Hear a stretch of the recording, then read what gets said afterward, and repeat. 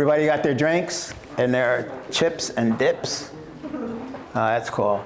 Anyway, we're going into the second part of our discussion tonight. We're going to have Daniel Venture, who comes to us from upstate New York, Kingston, New York. He drove all the way down here to be here at the City Art Salon. Can you imagine that? Right? But anyway, so he's going to talk about his work and his process, and you can ask him questions. So take it away, Dan. Okay, Kenny and Gabe, thank you very much. I'm very happy to be here. And I thought about what am I going to say. In particular, that talk about my work or how do I get here. And I decided it was more interesting to tell you how do I get to do this work. And so my thinking process, I started thinking and say, why I'm doing this, and I went back to my childhood. And I remember that when I was 6 or 7 years old, my parents took me to do communion, Catholic type of things. So they dress you up, suit and short pants, and they put a ribbon on your arm. And I had to go and enter into confession. So, I was freaking out, having to confess. So I don't know what to confess. So the priest said, well, tell me your sins. And I said, well, I had none, And then he said, well, tell me the bad words, So he got me, and so I say a little bad word, and then I say another little bad word, and this priest continued to ask me, give me more. And I would say, well, shit, and then when I said this, and this and that, and I was suffering, I was really suffering saying all of these bad words to this priest. So finally, I got so nervous and say, give me more, and finally I say, motherfucker. And I say it in a louder voice, okay? And without losing a beat, the guy say, give me more. And I say, there is no more. And I swear to you, I felt like God was going to kill me, and I was dying there at the moment, okay? And none of that happened. So all of that anxiety that I have inside suddenly converts into anger. So after the confession, you go with all of these other kids to get the wafer. So the guy come over, and we've been taught before that you're supposed to take your tongue out, and then they will process and put it in. But I was so angry that as soon as he put the wafer on my thing, I bite him. And man, the guy said, "Ay," and I remember that. And the reason that I mention this is because I was not aware at the time, but now that I'm older and think back, is that I was rebelling against authority, And so to continue on this thing, when I was about 10 years old, my father gave me a camera. And I started happy, shooting. And then when I got the film back, all of the negatives, one on top of the other. It was like, like superimposed image. And rather than being angry about that, I was happy. I said, this is like magic. This is really nice. And it kind of affected me. And I kept it there on my mind. What happens as well is that I grew up in Argentina almost centuries ago. And at that time, when you have learning deficiencies, nobody tests you, nobody say anything, And I had dyslexia, attention deficit disorder, bipolar. So, I do terribly in school. But not only that, my mother was a teacher. And every year in Argentina, they had the great idea of moving teachers from one school to another, okay? So I entered this school, and then the next year I go to another school 2 hours away from home. So it was every year of my grade years, I had to confront, new schools and trying to meet people when you normally tend to create friendships on the weekends in the 5 minutes that it takes the recess. So that make you a little bit daring, a little bit more of a clownish or something. Try to see that people like you because you don't have much time, to meet them. And somehow, all of those things meaning that I never found my tribe, as they say, which is a place that you go. It's almost like you're constantly or alone or thinking or having to be taking risk. And that has been one thing in my life that I continue to do until today. I'm obsessed with taking risks, which is really difficult, because the older you get, the bigger the risk you take, because you need that kind of solving the problem that you cause, And so I didn't know that I was an artist until probably around my 25 or 30 years old, Like when I was 14, I started invited to a dance group. So I started dancing for a group that does Argentinian folklore dancing. And the government will pay us, and I will go and tour with them. And I learned how to tap and do all of those things. And I enjoyed that, but I never considered myself to be an artist. And doing this, the one thing that we enjoyed the most, the members of the dance group, was when we do our solo show, meaning that you tap all together and then each one of us goes and do our bets. And obviously I was not very good because they start when they were 4 years old. I started at 14, so technically I wasn't that good. But I managed somehow to get some applause, and between, maybe we were 8 kids in the group, there were some men in the group. I was maybe in half of it, And one good day, they opened a new TV channel in the city I was living. And it was a national TV channel, where Argentina was a big thing. And they invited our group to be there. And I want to beat all of my other things. I want to be better than them, but I could not technically be better. And I started thinking, what can I do? And I decided to change my solo show, which is normally a certain way that you tap.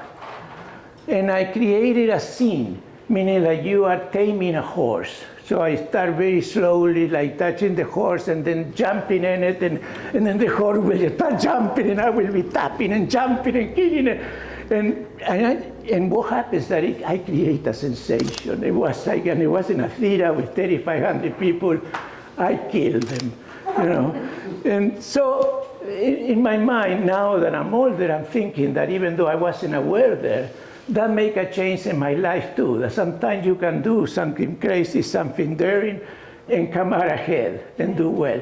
And that took me to create my own dance group, in which I changed the way in Argentina the dance happens, by changing all the folklore, the dressing and everything else. So I became kind of a sensation, kind of very young in life. And so I stopped dancing because we joined another group of musicians, and there was a lot of politics involved, like, leftists and rightists and fightings and all kinds of things. And on an impulse, a couple of friends of mine said, why don't we go to the United States? And I said, oh man, that sounds fine. So I'm going to the United States. And I started telling people I'm going to the United States.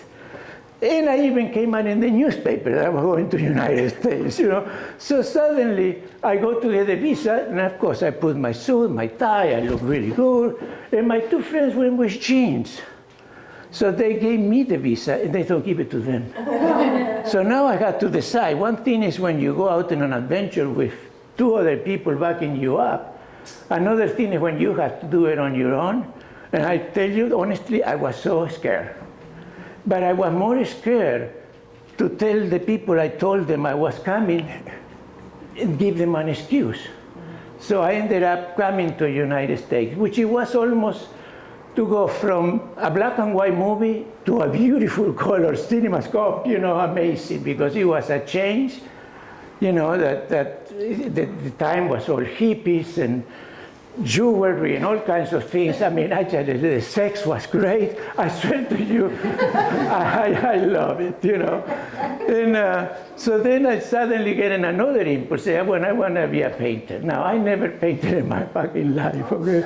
So, and my concept, because of my disability of dyslexia and everything, all of my learning came from visual observation rather than learning how things happen. Like I know grammar because I was watching with my eyes.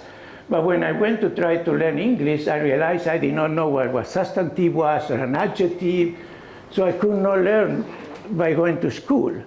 I ended up learning this is deeply true. I will stay next to a window when in a store and wait until someone comes And then I say, excuse me, I don't speak English. Can you tell me the name of that? And they will say, shirt. Thank you very much. They leave, and then I wait for somebody else to come. And I will say, would you please tell me the name of that? And I will spend hours doing this. You know, I also read the papers. I was living in Washington, D.C. I would read the Washington Post and understand nothing. But within a few months, you start comparing pictures with words and whatever, and then language come about. So that's my broken English that I'm speaking now, you know. So when I decided to paint, I had the same problem. I don't know how to use the brush and colors and things like that, and I want to do like narrative kind of work. So I start doing paintings with airbrush, which is you put images on top of images, which is pretty much in reality what I'm doing now, but I was doing on the paintings.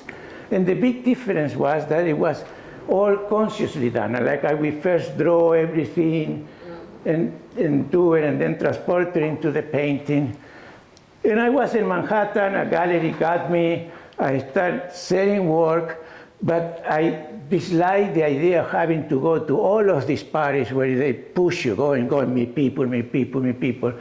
And all of the upper class parties in the city, you know, the main thing I can tell you they talk is what party they did the day before or what did somebody wears.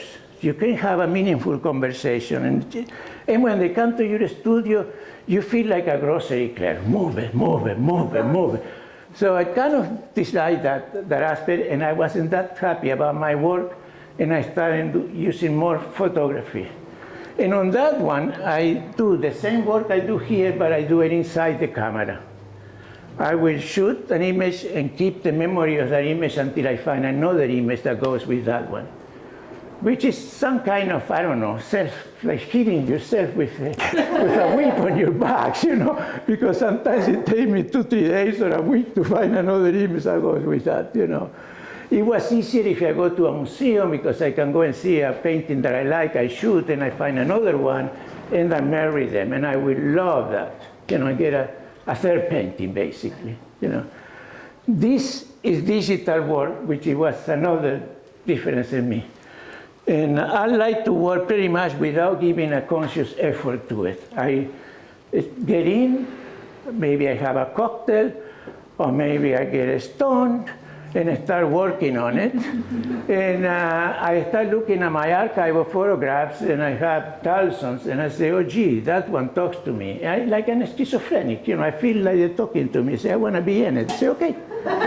Come along, I put it in a folder, you know, and then another image come and say the same. So, well, okay, come in.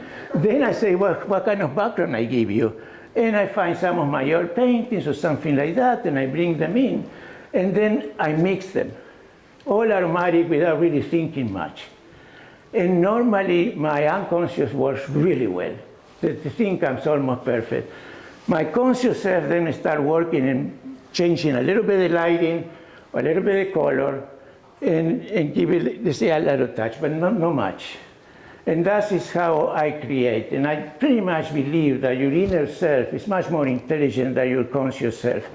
And that in order to be a good artist, you got to get your ego out and let it come. Wherever it comes is me. All of those things are things that live inside me, you know. And I have a lot of images, and this is only a portion of them.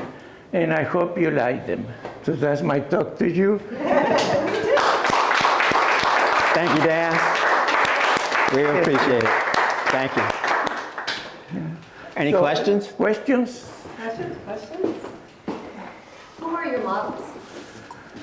I don't know who my models are. When I was living in the city, I held photographers take photographs, and I say, listen, I don't charge you, but I shoot, and I keep. Oh. So basically, most of these photographs are made by other people, and I shoot on the side, and they tell the art, you know, the model to do this or that, and I was shooting and doing that. That's how I do, and I keep this. Some of it are images that are appropriate. I go to the website, I see something that I like, and I get it. Many times I go to museums, and I constantly shooting. I have a little teeny bitty camera like this, you know, and I find anything I like, I shoot.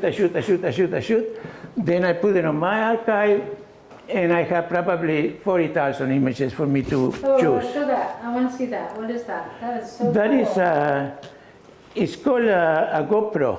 Oh, GoPro, yeah. Oh, okay. Okay, and they are GoPro. magnificent. They And do so, grand angles. And it has the right DPI, like definition, it has enough pixels? It has enough of everything, to be honest. Yeah, yeah. So And you just use that and you can just quickly, like inobtrusively go around and take pictures of it. I can take pictures. One of the things I used to do a lot of street photography. Yeah. And I do not want people, when somebody take a picture of you, you become obvious and you put your Right. picture face. And I don't like that. I like to capture people, That's amazing.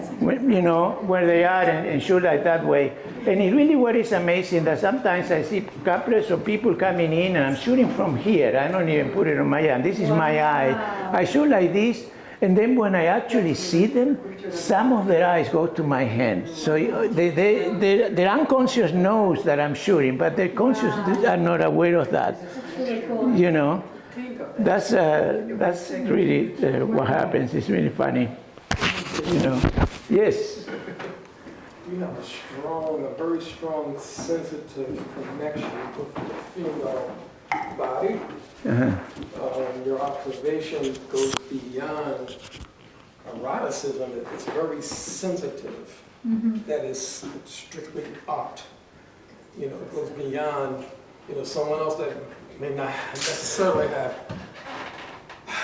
a trained eye, they would probably look at it one other kind of way. But when I came in, I became glued to your images.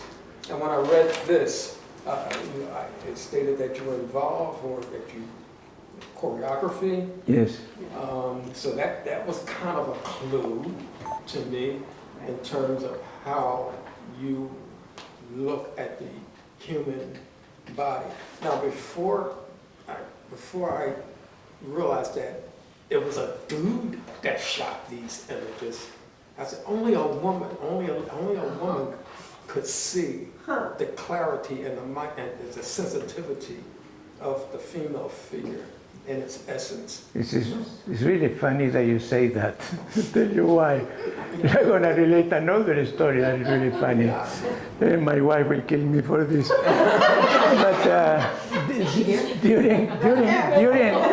during COVID, I was, like most of us, kind of stuck, and I decided to walk around my property that I have a little bit of land and start shooting photographs of dead trees and things like that. And I continued to work on art, but I couldn't do any of this. Everything that came out was painful, really. They were painful things. And I don't want to do painful things, and I can't get away from it. I keep, and I spent like 2 months, and I said, and I'm obsessed to working, so I have to keep. And I remember that when I was painting, my right hand is really good.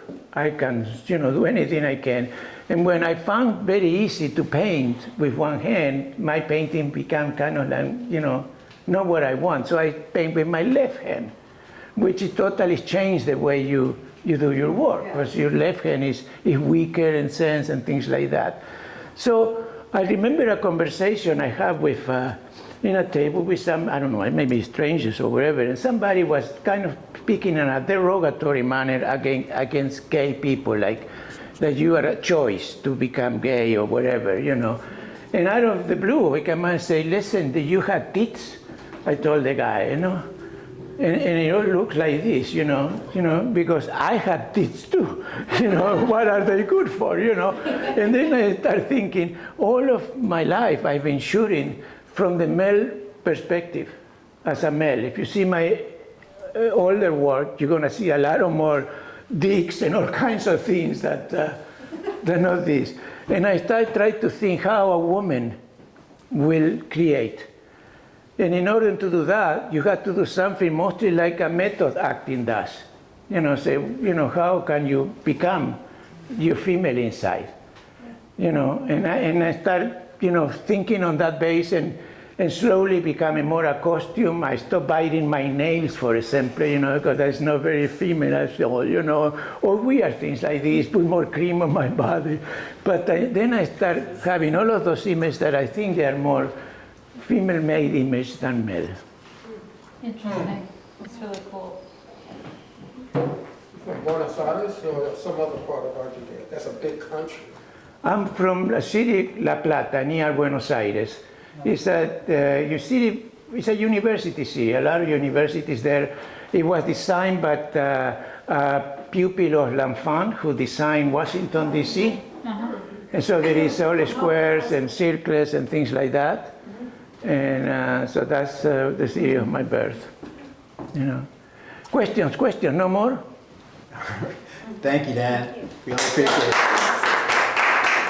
Thank you.